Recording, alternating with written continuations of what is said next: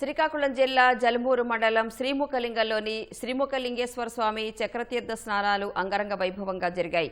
మహాశివరాత్రి ఉత్సవాల్లో భాగంగా చివరి రోజు చక్రతీర్థ స్నానాలు చేయడం ఇక్కడ ఆనవాయితీ. దక్షిణ కాశీగా పేరొందిన శ్రీముఖలింగేశ్వర స్వామి చక్రతీర్థ స్నానానికి భక్తులు భారీగా తరలివచ్చారు.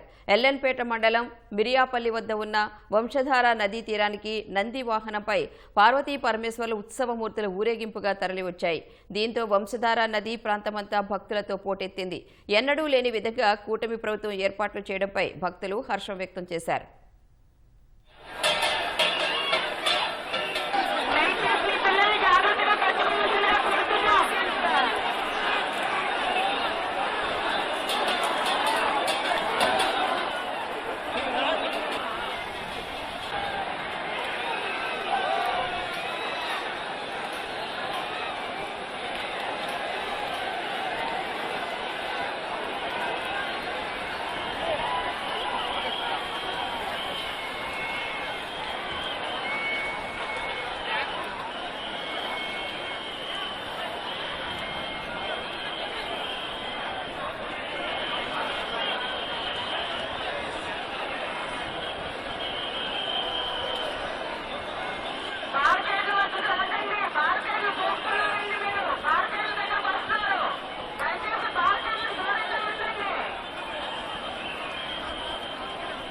తెలిసిన దగ్గర నుండి వస్తున్నాను. దాదాపుగా 30-40 సంవత్సరాల క్రితం నుండి జరుగుతుందని మా పెద్దలు చెప్తున్నారు.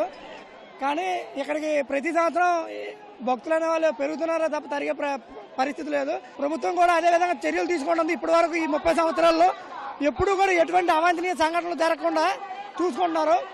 భక్తులు అయితే వేలాది కొలది సంవత్సరం లక్షల్లో ఇప్పుడు చేరుకున్నారు. అదేవిధంగా చుట్టుపక్కల ఉన్న తోటల్లో అన్నదాన కార్యక్రమాలైనా ఎటువంటి కార్యక్రమాలైనా ప్రజలు ఇక్కడ ఉండే రైతులు స్వచ్ఛందంగా వచ్చి ముందుకొచ్చి ఒక అడుగు వేసి యువత అంతా కూడా మూకముడిగా కష్టపడి చేస్తున్నారు.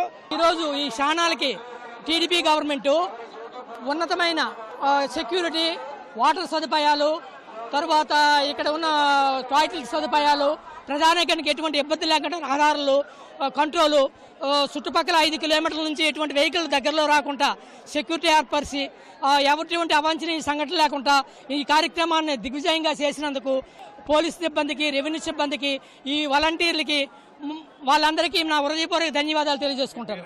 ఇక్కడ స్నానం చేయడం వల్ల ఎక్కడ లేని ఆనందం, తృప్తి నాకు ఇది కలుగుతుంది.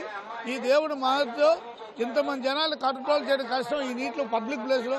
అయినప్పటికీ ప్రజలు కూడా సంయమనం పాటించి, పోలీసు వాళ్ళు సహకరించి, సిబ్బంది సహకరించి అమోఘమైన స్నానాలు చేసి ఆ భక్తజన కోటికి నా యొక్క హృదయపూర్వక ధన్యవాదాలు. ప్రశాంతంగా ఎటువంటి సంఘటనలు జరగకుండా చాలా బాగా అద్భుతంగా జరిగింది.